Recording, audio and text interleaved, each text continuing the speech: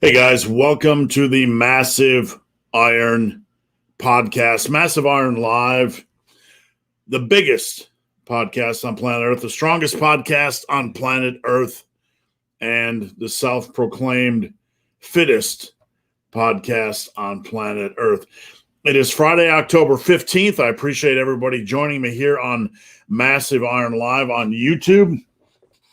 The only change that I'm doing to my Friday lives on YouTube is I'm porting them to a podcast. So if you have missed out on any of the podcast episodes, head over to my website, superlivingtoday.com. I am releasing this today and a new podcast with a special guest on Monday. So I'm trying to do 2 podcast releases every single week. So I appreciate you guys joining me. Let me know where you're from, how you're doing. Post up your questions. I'll stay on as long as you have questions. If you are new to Massive Iron Live, please do not be shy. Post up your questions. If I miss your questions, head over to Instagram at Ben the Barman, at Ben the Barman, at Ben the Barman. Slide into my DM. Slide right in there. Post up your questions. Takes me a while to get back to you guys on Instagram, but usually I try to get caught up within a week. And already having some comments about questions being removed. I apologize for that.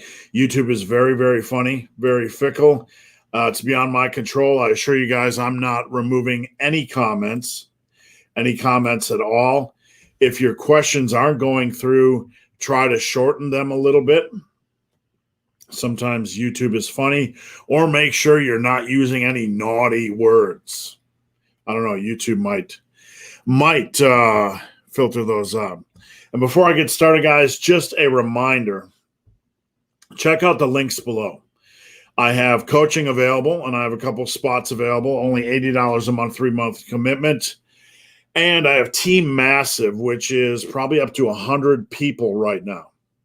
And Team Massive is an incredible value for $99. You get a ton of free stuff, and it's for life. It's a one-time fee. So come join. I'd like to have you guys a part of that community. All right, let's dive in, guys. Let's get rolling. Post up your questions. Of course, Stein is first with Happy Friday, guys. It wouldn't be a Friday if Stein wasn't first into the queue. So we also have Mickey Chan. Mickey Chan says, hi. Hey, Mickey, how's it going? And Richard Murray from Scotland. How's it going, Richard? Hope you're getting your workouts in. I know Scotland's a little bit more crazy right now. Regarding gyms and access to gym, at least for some of my clients. Matthew, aloha from Honolulu. Hey, Matthew, how's it going? And Big Spoon Bear says, my questions are being removed. And not by me. I'm sorry to hear that. Keep trying to post them. Wade is here. How's it going, Wade? Wade is a client of mine. Appreciate you tuning in. And Vinay, how's it going, Vinay? Bill Monte is here. What's going on, Bill? Hello from DC. And Ace from Dallas. We got Dallas and Colorado tuning in. So we got part of the Southwest. All we need is New Mexico. I don't know if I've ever had a client from Utah. So if you're from Utah, you know what? Sign up. Josh Benware, massage therapy and chiropractic care. Your thoughts? Massage therapy, I mean, anything that helps recovery, as long as the cost is reasonable. I always enjoyed hot baths, just being able to relax and soak my muscles. I always found it relaxing as well, but that's a personal thing. Massage, I've only had massage once, and I see no downside to that. So if it fits your budget, let it rip. Chiropractic care, that's one of these hot button topics that can, let's put it this way. Some people love it. Some people swear by it. Some people think it's not useful. All I will say is it's nothing I have studied, nothing I am passionate about, and I don't want to give you guys bad information. So, Wade, with the off topic question, and I encourage you guys to post off topic. I don't mind it at all. So, Wade says, off topic, favorite horror movie. Now, before I reveal mine, I want you guys to post your favorite horror movie or horror movies in the queue, and let's see how we compare notes. I think there's a couple things for me when it comes to horror movies. And a big part of it is, does it hold up over time? So I'll give you, kind of some thoughts on that. Some movies you watch and they just don't hold up well. The special effects are a little bit cheesy. You can't watch them without being like, that's kind of not holding up too well. I like space horror. So this week we watched Event Horizon from 1997. I also like Alien and Aliens. The Thing. I like kind of science fiction horror. I also find Halloween, the original Halloween, to stand up well. That's one of my favorites. Obviously, The Shining. We watched probably 2/3 of that this week. The Shining is a classic as well. And I'm trying to think of modern. There's a modern horror movie that I like. Let me think. God grief, I can't think of the name of it.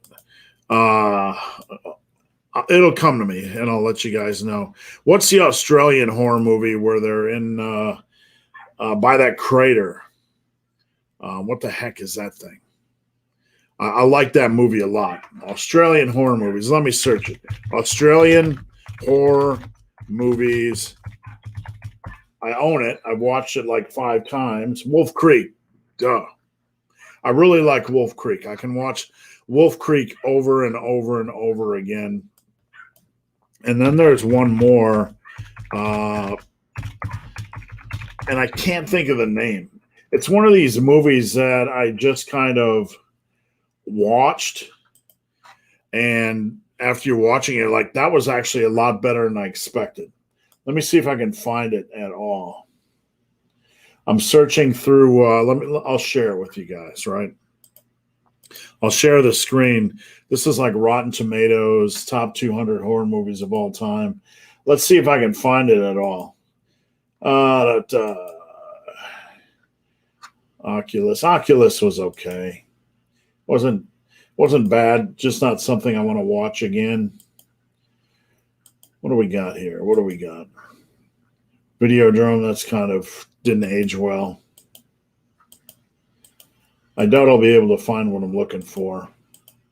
Well, I'll stop all this nonsense. If I think of it, I'll let you guys know. Let's roll on. Big Spoon Bear, they don't like an abbreviated delay onset.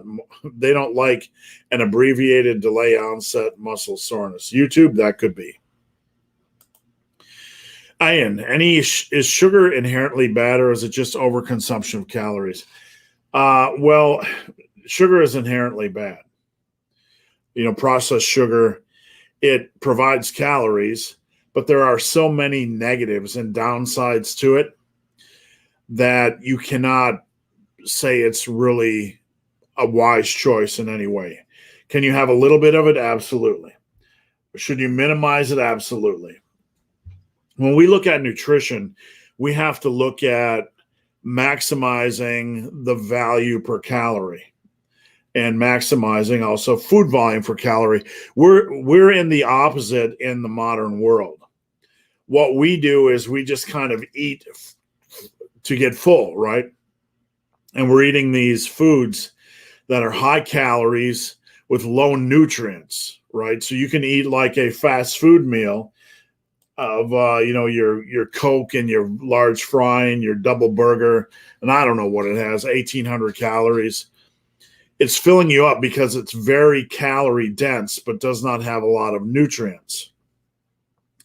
Anything like sugar, flour, seed oils, a little bit is okay, but they do not have a lot of nutrients. Now, if you look at the opposite, meats, fruits, and vegetables, or relying more on lean meats. Not saying meat with fat is bad, but you want to rely more on lean meats just because you get more nutrients per calorie. You get more food volume per calorie. So when it comes to lean meats, fruits and vegetables, or fruits and roots and stuff like that, you get more nutrients per calorie. And that's a big thing. And things like processed flour are generally part of highly palatable foods. Highly palatable foods are very difficult to stop eating. Think of a bag of potato chips. You have what, 1,700 calories? Most of us could crush a complete bag. It's hard to stop eating it. But could you eat the equivalent in potatoes? Even if the potatoes had butter or sour cream, you kind of are satisfied, right? You become satisfied with good, healthy food choices. But when you have food choices that have sugar, flour, seed oils, you don't really reach that satisfaction level. Most of us don't at the same spot. So there's many dangers and many reasons to avoid sugar, flour, and seed oils. Not completely. They provide calories, but there's good reason to try to avoid them as much as possible. All right, guys, keep your questions coming. What do we got here from Scotty Mac? Hello, big fella. Just tuned in. Did you do anything nice for your birthday? My wife got me a new pair of Nikes. Only my second pair in my life. My first pair I've had for like 7 years, but the dogs started chewing on them. And we had pizza night and a few beers and watched Event Horizon. So that was my birthday treat. I get to pick out a movie I like. This weekend, we are going to a social gathering where we're having a chili cook-off, and I'm going to make chili tomorrow, so that'll be fun. Big Bill Monte, about to start a mini cut, soon shaving off 8 to 10 pounds. In terms of progression, do you keep pushing for plus ones? What I would say, Bill, in general, is there's a couple ways to go. If you are hitting a good amount of plus ones, then keep going. Keep pushing, okay? You could also take the path, the longer route, which is trying to desensitize your body to pushing for progression during a mini cut. And just don't do any attempts for plus ones. Keep the same weight and reps. Don't do any supersets, drop sets, intensity techniques. Just kind of give your body a break. You're not losing strength. I don't want you to drop weight on any of your lifts, but a mini cut and not a prolonged cut might be a good time just to desensitize your body to a few things. And then when you get back at it, you're pushing again. It'll be a little bit of a change or challenge for your body. And that combined with the extra food is probably a really, really good thing. So you can go either way, Bill. There's no right or wrong. It really depends on your mentality and how progression has been going, lately. So just kind of base it on that. Stein, is there any benefits of using a foam roller for recovery? If you have tight fascia, like really stiff, when you get up out of a chair and you're really stiff, that's usually the fascia or connective tissue, in and around a muscle. It's kind of calcified, so to speak. So a foam roller can help with that, if you have a lot of kind of that really super stiff feeling. Ace Bright, how should my creatine loading phase be done? Well, Ace, when it comes to the science, it basically shows that loading really isn't necessary, but there's a caveat with that. When it comes to creatine, you need to use it every single day without missing a beat for a long period of time to get the most benefits from it. So the biggest thing you need to know is use it, and don't stop using it. And as far as loading phases, the science says it's not really needed. I liked in the old days, we used to do 25 grams a day for like 5 days. But, even though loading isn't scientifically necessary, I like to do 10 grams for 5 days just to kind of give a kickstart. So I'm going to show you the movie I couldn't remember.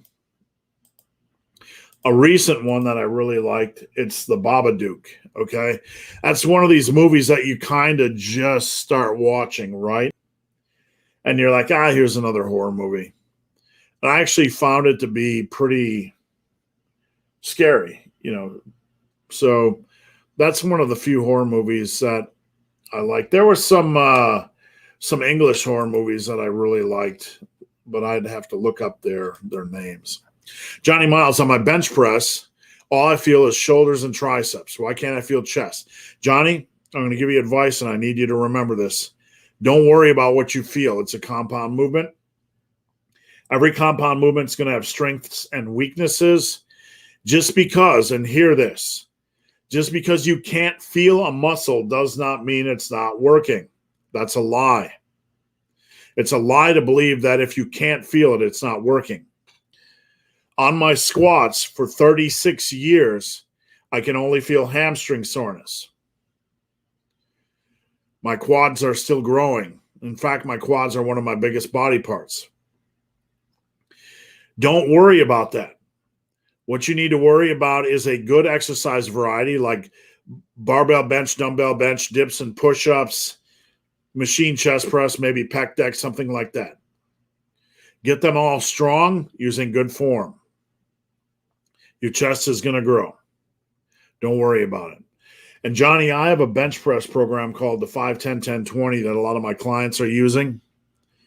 It's getting good results. And if you don't get sore on that, on your chest, I'd be surprised.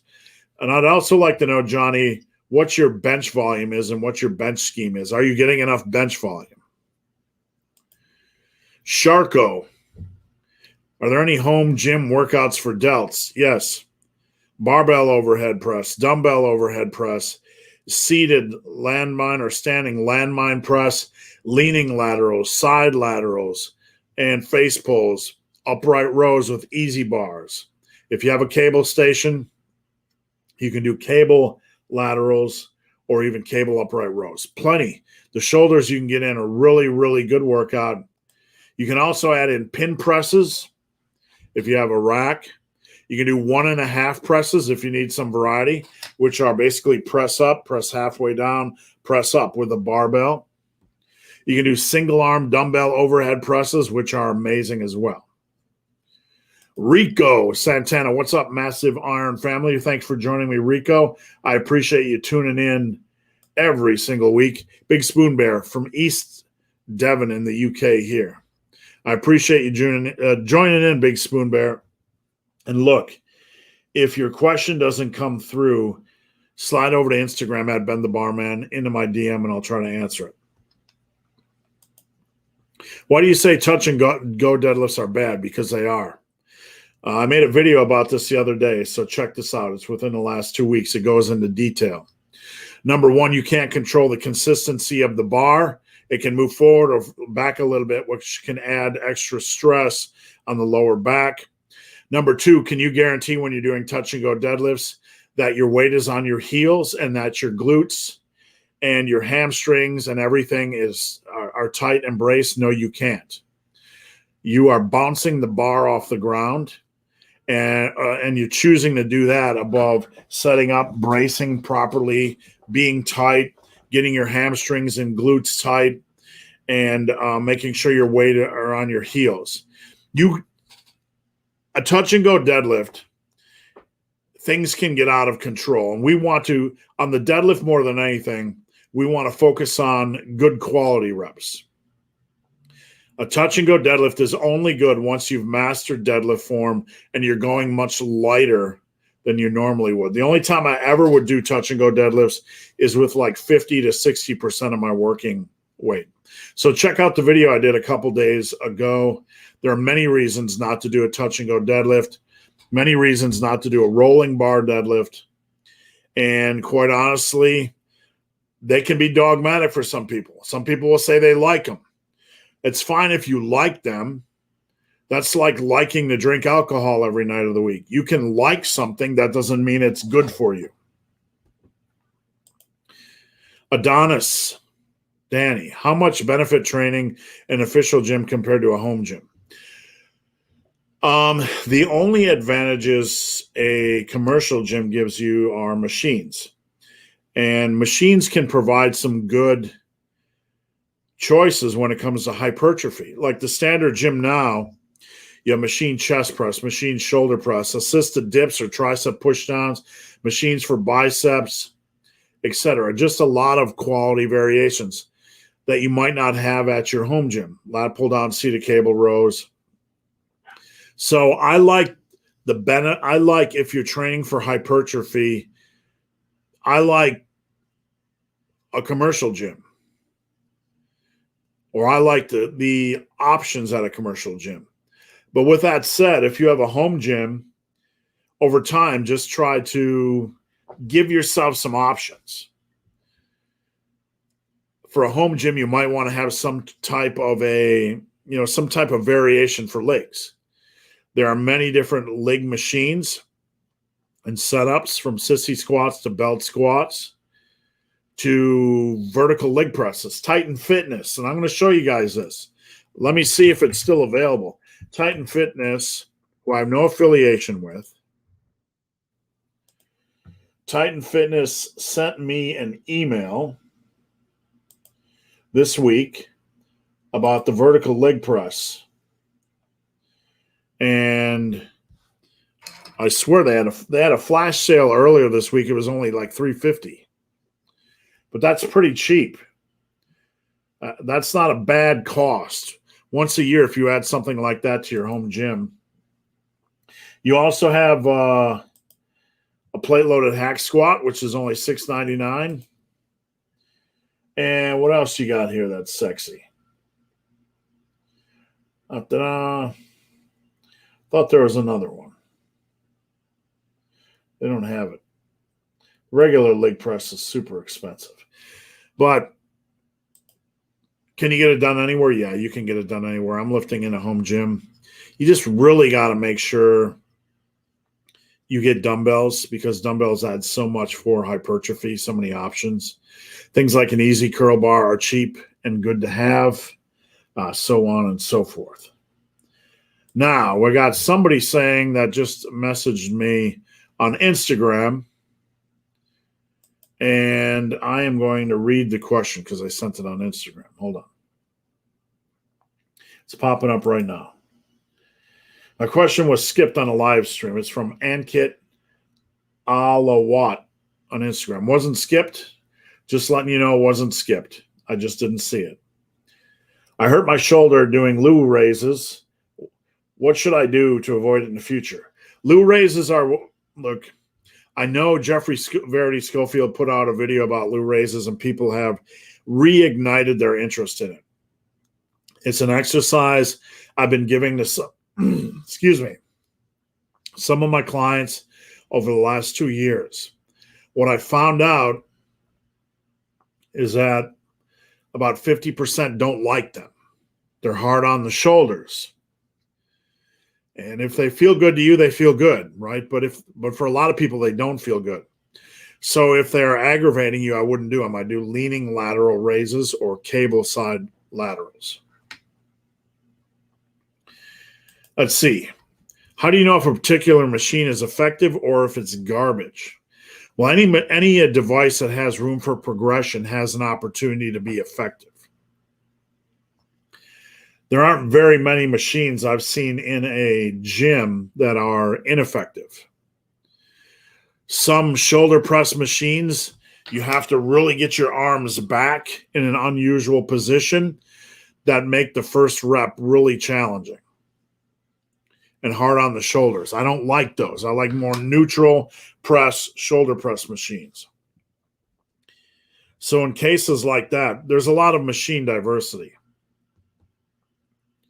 If something hurts you or feels uncomfortable, it's not effective. Beyond that, Can any machine be a part of a hypertrophy or strength building program? Absolutely. You basically want to use barbells, dumbbells, body weight squats, and then a machine that doesn't beat the crap out of you. Big Spoon Bear, Care Bear, scare me to the core. We will not judge. Scotty Mac, I like the original Halloween. There's yet another one out tonight. Yep. We are watching it tonight. It's called Halloween Kills. And that's our plan for the evening. We're going to watch that tonight. So if you guys watch it, it is coming out on digital release tonight. I forget what network, like Peacock, I believe. Peacock Network. We got it on Roku, so check that out. Mine's probably somewhere in the Conjuring series, Ace Bright. Not a bad place to be. Thoughts on Jeremy Ether's content? I don't even look at it. I don't. Honestly, these days, I'm just focused on my world, my content. I don't know much about Jeremy Ether. There's few people I watch. Jeffrey Verity Schofield, my friend Faz, and I check out, what Dr. Mike is talking about, Lyle McDonald, those guys. But there's just so many guys. It's not that I have anything against them. I just don't have time. Paul, what's up from Albuquerque? What's going on, Paul? The Conjuring series is great. And Daniel's got himself some new whiskey. And I'm a little bit concerned he's going to get in trouble this weekend, but I won't judge Daniel. Rico, if you could go back in time, would you finish your astrophysics major? If I could go back in time, I would have switched it to astrobiology. I think that's a more exciting field where astrophysics is, while I enjoyed astrophysics, back when I was 18, 19, I really had a love for math. And astrophysics sounded the most appealing. But if I could go back in time, I would do astrobiology. All right, Big Spoon Bear, Stargate or Star Trek? So for the movie Stargate, I love the original movie Stargate.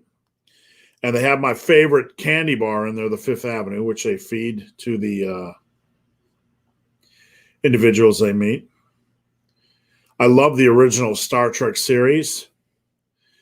With Star Trek, the TV series, there was a point where I was selling cars, working as a professional in the military as well, where so many episodes were coming out of Star Trek shows that I just never had a time to catch up. New Benitez, hello from Mobile, Alabama. Stein, Alien, The Exorcist, the first time I watch it. I love Alien. I love Aliens 2, or Aliens, or Alien 2. Aliens just has more personality. Like the characters in both movies are great, but the Marines and Aliens really make it a stellar movie. Calorie tracking app you recommend? Probably MyFitnessPal, just because of the scanner and the ease of use. But I don't use a lot. I haven't used a lot beyond that. So if anybody watching has any apps they prefer for tracking calories in MyFitnessPal, let me know. So Justin sent me a message on Instagram. If form for squat is good, but knees ache throughout the week, what should be done? The best thing that should be done, Justin, is not assume your form is good. People come to me every single day, and I have not seen Justin's form, but people come to me every single day and think their form is good, and their form is not good. Judging your own form on deadlifts and squats is like judging how good you are at sex. Everybody thinks they're good at sex. All they have is their own opinion. When it comes to squats and deadlifts, you want to have somebody look at it. So if you get the Pope's blessing, like from me or some other noteworthy or some squat coach that knows what they're talking about, then there could be other things going on. Maybe your limb lengths or leverages aren't conducive to squats. Maybe there's some other fatigue going on. And Justin said he got the Pope's blessing from me. Could be leverages. I'd also like to look at a bigger picture, because beyond form, you have programming. How often are you programming, or how often are you squatting? How much volume? How many sets are going to failure? What's your other forms of cardio, etc.? At the end of the day, if your knees aren't feeling good, you might want to reduce the focus on squats, place more focus on like leg presses or hack squats.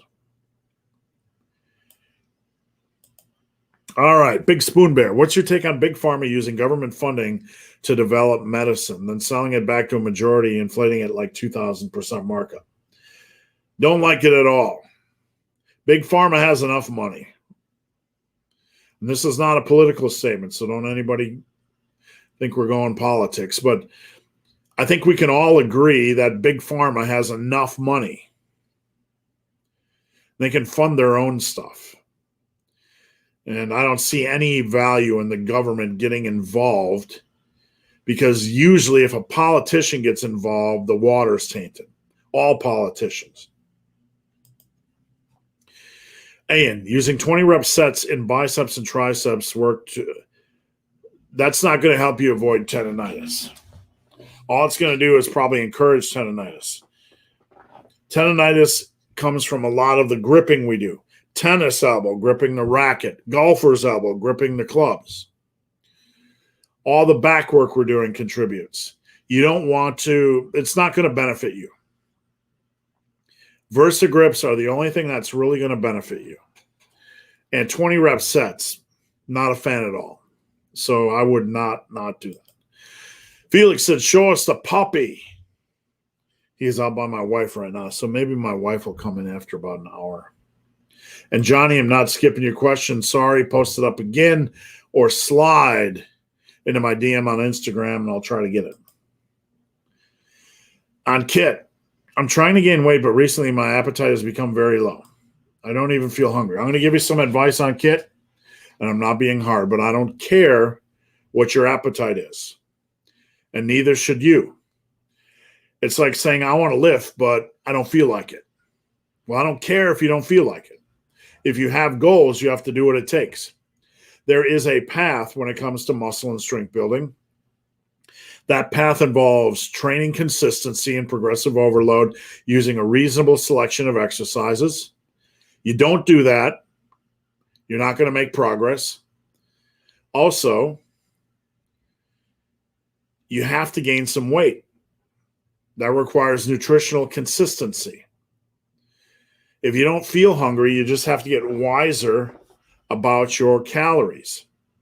Maybe look at food choices. How can you add in calorie-dense foods?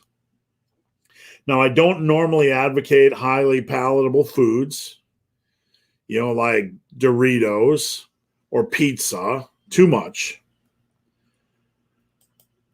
But you can also add in things like an ounce or two of heavy cream into your protein shakes. You can do a big 100 protein bar for 400 calories. You can add a little bit of cheese or sour cream, snack on nuts during the day. But on Kit, I'm not putting you down. I know it can be a challenge to eat. It's okay if you don't eat breakfast. I would probably consider, if you're not hungry till lunch, maybe having a protein shake with an ounce of heavy cream just to get in some calories. But at the end of the day, if you have a specific goal, you're going to need to do what it takes to get to that goal, even when you don't want to do it. Bilal, how's it going? Bilal is a part of Team Massive. Big Spoon Bear, my neck crunches every now and then when moving my head. Any ideas? All that metal music probably didn't help. I don't know. I mean, nothing. I'm not a doctor. I just play one on TV. I don't know. It's things can calcify or stiffen up a little bit. Neck, knees, elbows, whatever. I wouldn't worry about it. unless it's causing you pain. Faz lifts. What's going on, Faz? Appreciate you tuning in. Vinay, questions are getting removed. Questions are not getting removed. I'm not removing any questions, guys, just for clarification. That is YouTube. YouTube is awful at this game. You think they'd have it figured out. I don't remove any questions. I read the only questions I would ever remove are, racist, pornographic, silly trolling, that sort of stuff. So I apologize if your questions aren't getting posted. You could post them up. Slide into my DM on Instagram. I can see notifications when those come, or try posting them up again. But I can assure you guys, I am not removing any questions nor skipping. I am going through your questions one at a time in the queue as I see them. Scruffy like a boss. I have some pretty nasty bright pink stretch marks where my pecs meet my arm. Yes, any lifter that has a decent amount of progressive overload during their time in the gym has those. I've also been feeling weird strains in my left pec. Is this something I should worry about? No, your stretch marks are not something you should worry about. They're a rite of passage. Anybody that's made good chest, shoulder gains are going to get those stretch marks, and they'll never go away. Never. Nothing you can do about them, and they're a rite of passage. If you don't have them, then you probably need to gain about another 10 pounds of muscle. Now, the second part, you have a strain in your left pec. Any strain is something you need to be careful with. So you want to deload the weight, deload the volume, depending on the severity, and allow it some space, some time to heal. Vinay, intermediate power building program with overhead emphasis rather than bench. Why? Why are you doing it? Okay, that's the first question. I'm not saying you shouldn't be doing it. But what I'm sensing is you want to do overheads and not do any chest pressing. That's a bad idea. With a power building program, it's a good idea to have balance until you brought up your strength.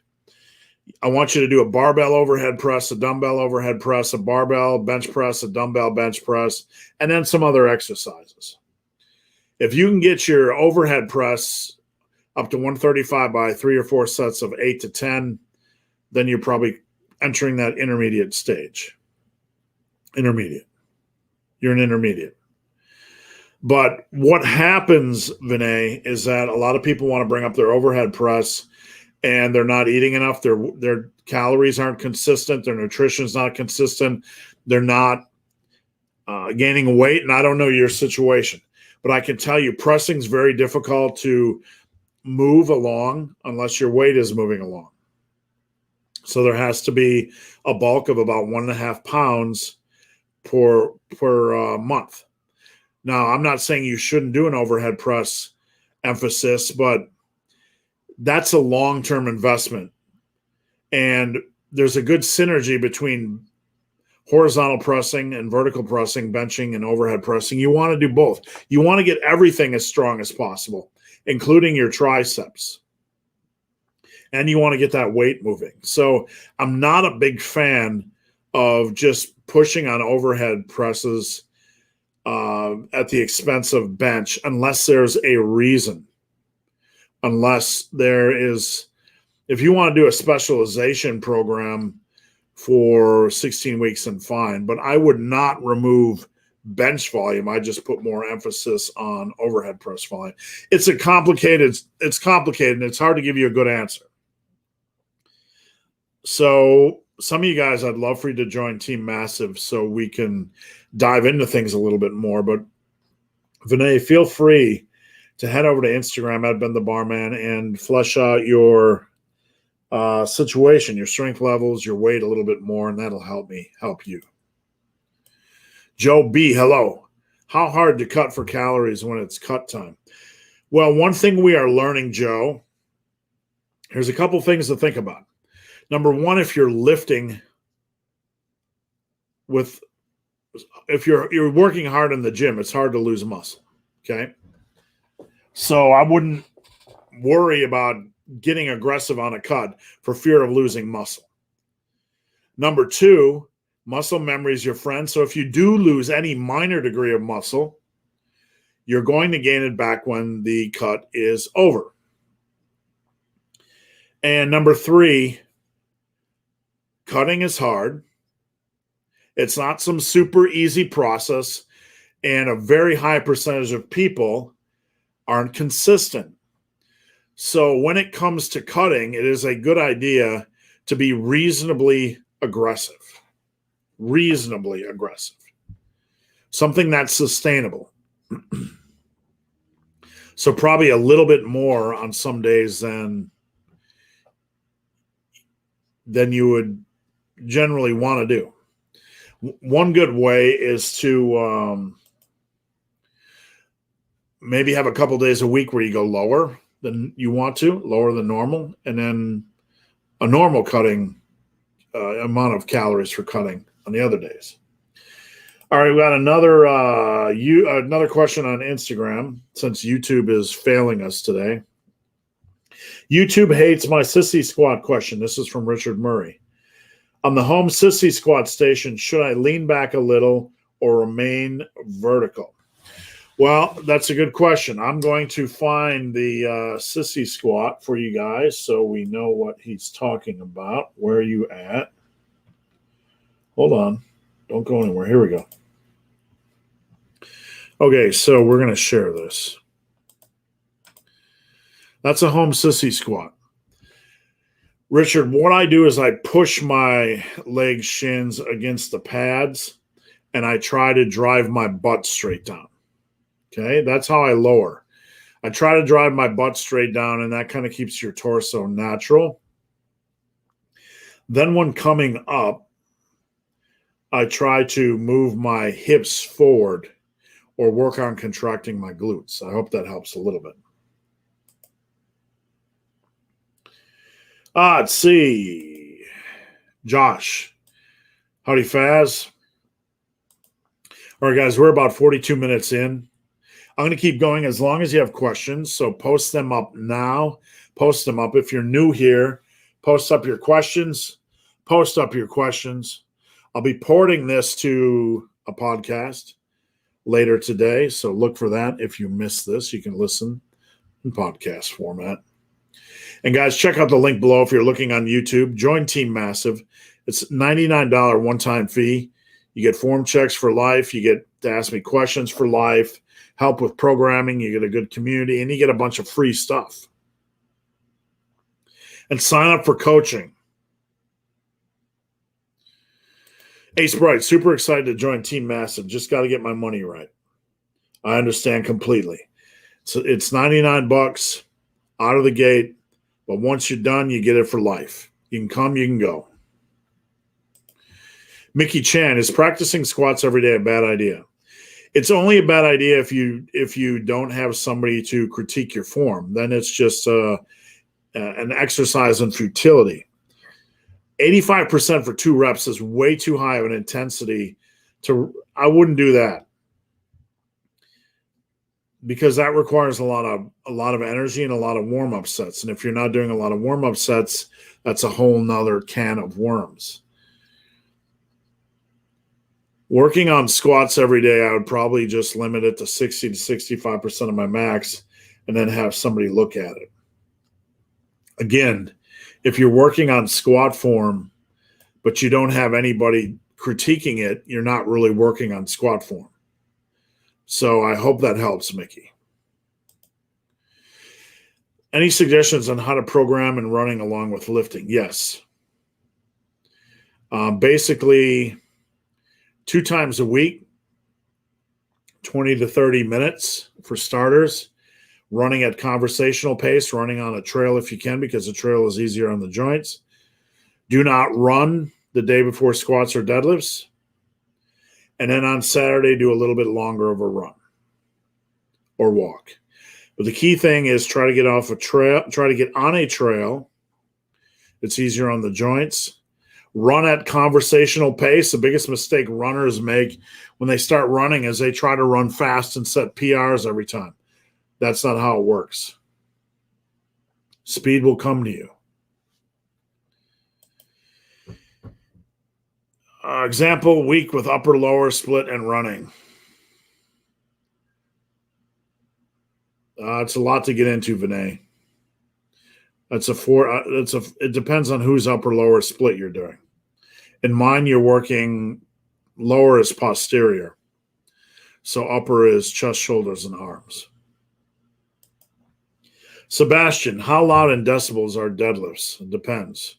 My neighbors are generally happy with me. I will tell you this. I used to do hearing testing for a living in healthcare, occupational health. And if you have to speak up for someone to hear you, that's kind of the danger level when it comes to sound. So if you're deadlifting that loud and your wife or partner has to speak up, it's probably pretty loud.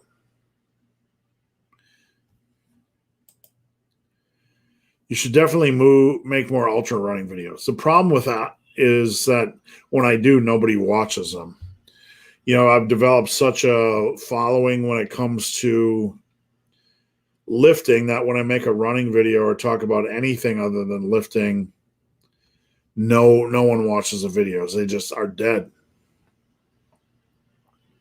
I tried to start a running channel, but I just don't have a lot of time for it. So I leave a lot of the running questions here, and maybe I'll put out a little bit of a running book with some videos in the future from what I've learned. Josh, Lou laterals hurt my shoulders. You're not unusual there. Should I keeping my chest out? No, I dump them. There's too many other exercises, and there's not a lot of progression opportunities in Lou laterals. Lou laterals are okay as a finisher, but if they hurt your shoulders, you're one of the 50% I would dump them.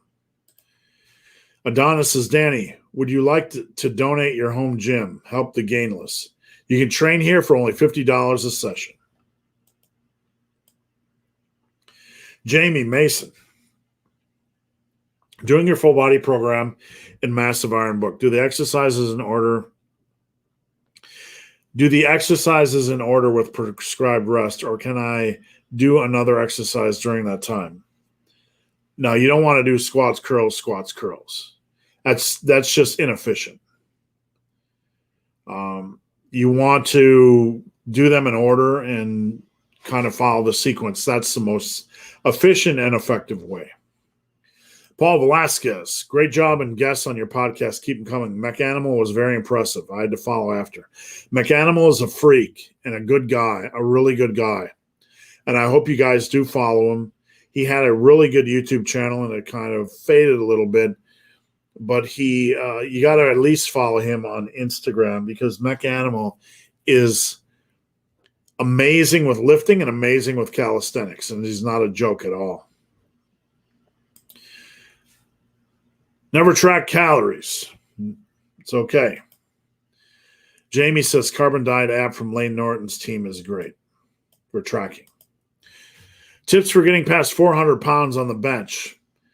You would need a coach at that point, because 400 pounds at your body weight's pretty rare. You're looking at very specific powerlifting training, structure. You need somebody to look at your complete program, and I'm not being dismissive, but that's a super specific goal. So if you want help, I'd love to help. Check out the link below to Team Massive if you don't want full coaching, or coaching starts at $80 a month, and I'd be glad to help. Big Spoon Bear, love your straight shooting answers. I'm out, but thanks. Thank you, and I appreciate it. I always try to give you guys the best advice and not be full of crap. And sometimes I'm afraid I'll scare you off with honesty, but Josh Benware, tips on dealing with people that aren't happy with a 400-pound bench. Just kidding. Yeah, it's pretty rare. Eric Redbeard, thoughts on adding finishers? Absolutely. If you have energy left, like a little bit of energy left in the pool, do a finisher. That's what I like to do. On workouts where I don't have energy left, I don't do a finisher. On workouts where I have energy left, I'll like run the rack, run the stack on dumbbell curls or shrugs or whatever, that or lunges or whatever. That's completely fine. My overhead press is weaker in comparison to my deads, squats, and bench. It should be. Any accessory movements to incorporate to increase the overhead press? Well, your overhead press is probably going to be 70 to 75% of your bench. So without looking at numbers, it's hard to say. The best advice I can give you is go to the main page on my channel and search shoulders. I have a lot of shoulder advice, but general advice is to do barbell and overhead press, a barbell and dumbbell overhead press each week. Maybe add a machine shoulder press and work the heck out of your triceps. You dish out the best no BS info. Thank you. I appreciate your support. I sincerely do. Ace Bright. I have eating issues as well, just like you. Serious Mass made by Optimum Nutrition has helped me out. All right. When is your book Plus One coming out? Well, it got messed up by the pandemic because, and I'm not making excuses, but when I got back from Scotland last year, all my clients lost gyms, or most of them. And my life since then has been a constant adapting, making new workouts for clients. And that's been my focus because it's been a very challenging year for all of us. And I did not want to lose my clients. I did not want them to suffer. And I dedicated most of my time to that. I want to get back to writing. I really do. And that's my hope. Felix, would you say it's better to do cardio before or after lifting? 150,000% after. You want to have full energy going into your lifting session always. Always, always, always. Doesn't matter the order. You're going to burn the same amount of calories for weight loss. Weight loss is 90% diet, somewhere around there. But always, always, always do it after or on off days. Never do it before. Ari Hawkland. The Babadook is an amazing horror movie. It is. It's really underrated. And it's scary. And I can watch it again. Nicholas, have you ever seen the Big Four live? Anthrax, Slayer, Megadeth, and Metallica. Back in 1990-ish, 89, 90, there was a tour called the Monsters of Rock. Monsters of Rock tour. They would do like an arena tour. And back then, let's see, back then, I'm trying to see what the lineup was specifically so I don't miss anything. Back then, the Metallica was pretty new, still pretty new on the scene. Master of Puppets had just hit, so I'm trying to remember who opened up before Master of maybe I can't remember. I can't remember who opened up before Metallica. But yeah, I saw Metallica back-to-back days at the Monster of Rock, and I saw Megadeth and Iron Maiden, but I have not seen Slayer or Anthrax. Uh-oh, we got some guests in the studio, everybody. We got some guests. Here's Bubba Sausage. Bubba's becoming a big boy. Bubba just turned a year old. And here's this is my puppy. This is Snoops. P. Snoops. P. Snoops is my puppy. Snoopy. P. Snoops sleeps next to me every night. Because he's spoiled. Yes, he's spoiled. And Bubba, you're a ton of fun, buddy. Bubba just had a sausage race last weekend, and he came in third. But the first dog wasn't a sausage. They let him in because every dog gets a trophy, right? I don't know. It was some they big, let every tall, scruffy yeah. thing. They said any other dogs other than sausage dogs want to get in the sausage dog race, and this Hulk ass dog showed up and just kicked everybody's with ass. these pointy ears like a cat, and we're like, Yeah, this is what is this dog? All right. Okay. So there we go. Back to the fun. Say bye. Have fun. Come on, boys. All right, where are we? Where are we? Evernew 23. Should you still deadlift when cutting? Yes. Some people say don't, as it's fatiguing. Look, if you're deadlifting, say 380 for whatever, maybe drop it to 380 for 2 sets of 5, or reduce volume, or don't push. But it really depends on where you're at. There are some stray voices out here that give advice that sometimes needs a little clarifying because they have blind spots. But yeah, you can still deadlift.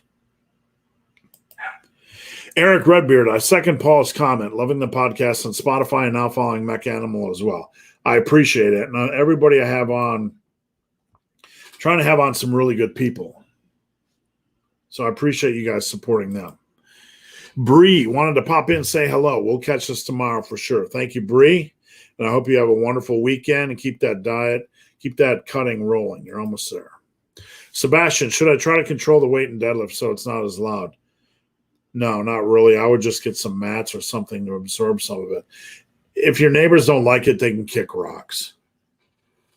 There's worse things you could do than to have a little bit of a noise for 5 minutes once a week. Look up to you. Thank you. Richard Murray, thanks for answering my question. Great live. Thank you. I appreciate everybody tuning in. 3 days grace. Hi, I missed this one as I was sick. Just wanted to ask whether back rounding and deadlift is okay. Upper back rounding is okay. Lower back rounding is not okay.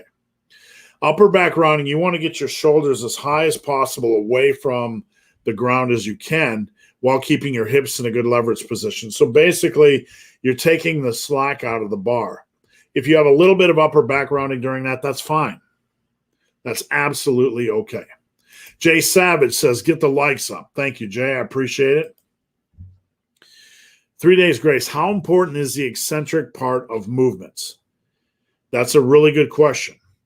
People used to obsess over the eccentrics like they were the only part of the lift that builds muscle. My best advice for you is to control the eccentrics. If you're not controlling the eccentrics, the concentrics or the lifting of the weight is probably not controlled as well, and you're probably not getting a lot out of the movement. So I'm not telling you to slow things, and I'm not telling you to turn compounds into isolation exercises, but what I want you to do is make sure you're controlling the weight. If you have a reasonable amount of volume and you're controlling the weight and you're focusing on progression, the eccentric will take care of itself. Now, he went on to say, extending it to 2 or 3 seconds. Don't purposely slow your eccentrics. Focus on controlling the eccentrics. All right, guys, I got a few questions left, and we've reached the hour. Post up your questions now. If not, I'm going to hop off after the next few questions. So get your questions in now. Get them in now. And before I hit the last few questions, just want to say I appreciate you guys watching. And please tune in every Friday at 11 Eastern. Also, check out my podcast at superlivingtheday.com. There's a podcast tab. I'm going to start porting these over to live. All right. Rips. Assisted pull-ups if you struggle with pull-ups. One thing I learned from my talk with Mech Animal is that it's probably a better idea to do band-assisted pull-ups, like putting your feet on a band. That's probably better than a machine-assisted pull-up. And I believe what Mech Animal was saying was that not a lot of people progress from machine-assisted to just good quality pull-ups. But band pull-ups are a little bit better if you're looking to progress. All right. Ugbold Maidar. Sorry if I pronounced your name incorrectly. Hey, big hairy ugly dude. Thanks for your bench advice you gave of doing 82.5% for 5 to 7 reps and adding weight when I reach 7. I got 100 kilogram bench for 5 reps last month. That's brilliant. Should I do the same for my squats to get the 3 plates? That's kind of a starting point for most of my clients. So absolutely. You do your 82.5% for 5 to 7. When that gets up to 7 reps, you add 5 pounds, and then you do back off sets of 5 to 6 to 7%. And that's a really good way of getting in quality squat work while taking sets to safe limits. Alta 626, how to avoid driving forward in the squat. Well, one of the things we have to look at is, how is your descent looking? Are your knees opening? If not, you're going to start to move forward in the squat during the descent, and you're going to lose tightness, you're going to lose leverages. So that's the first thing we want to look at when you're going down in a squat. Is the bar kind of going straight down over the center of your feet, or is it moving forward a little bit? If it's moving forward, it could be a foot angle issue, it could be a knee angle issue, it could be a leverage issue, it could be fact that you're doing low bar when you should do high bar, or high bar when you should be doing low bar. So a lot of factors involved.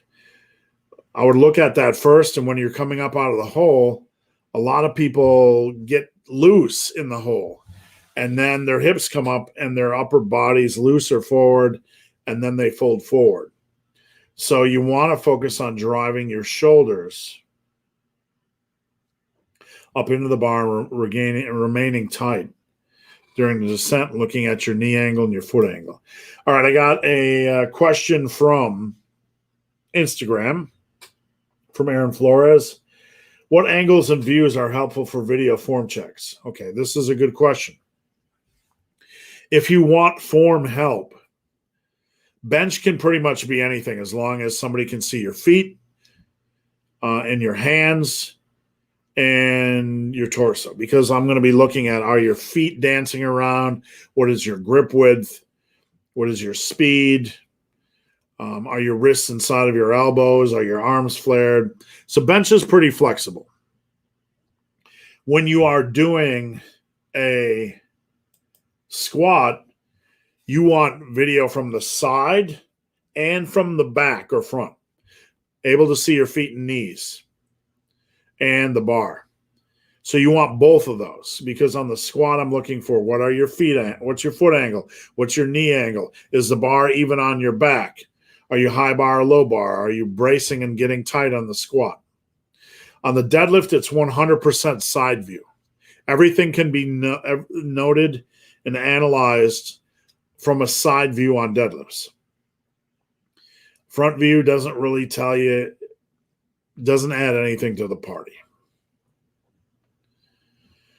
Ashley, I have trouble trusting myself without video proof. That's not a bad thing. It's a good thing to look at videos. Thoughts on CLA? My wife takes it. As far as I recall, CLA does not have any real benefits. It's been around forever. Let me just pull up examine.com. I don't think it's really worth taking. Examine.com says CLA are fatty acids that act on a system known as PPAR. A CLA2 weekly affects PPAR receptors to really induce fat loss. So that's the conclusion, the meta-analysis. Its impact is so minimal that it can't really induce fat loss, and it's not really worth your time. So CLA, nah, not really worth it. All right, guys, getting your questions. This is the last question. I'm out of here after this, unless you post up a question.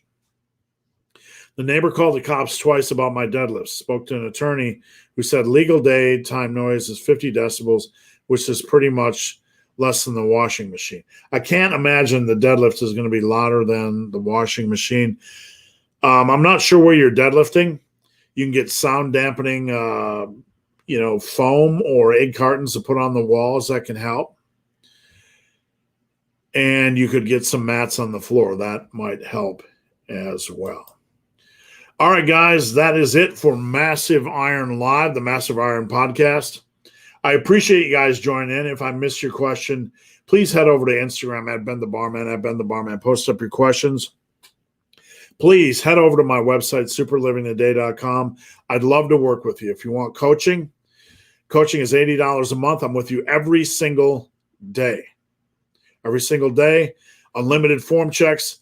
I watch your workouts. I watch your nutrition. I watch your weight gain. I watch your calories. I watch everything to make sure you are in a spot that you need to be in to reach your goals. My coaching is comprehensive and it's unique. Whether you want to run, you want to lift, you want to train for powerlifting, whatever, I'm going to structure everything personalized for you. $80 a month for only 3 months, minimum commitment. Team Massive for $99 a month, or no, just $99 one-time fee. You get 4 free books and you get it for life. You get form checks for life. You get workout help for life. You get support for life. So check out Team Massive over at superlivingtoday.com. I appreciate your guys' support. I just turned 54 this week, and I'm going to keep doing this. Keep doing this as long as I can. Keep kicking ass. So I want you guys to stay with me and keep kicking ass as well. All right. I am out of here.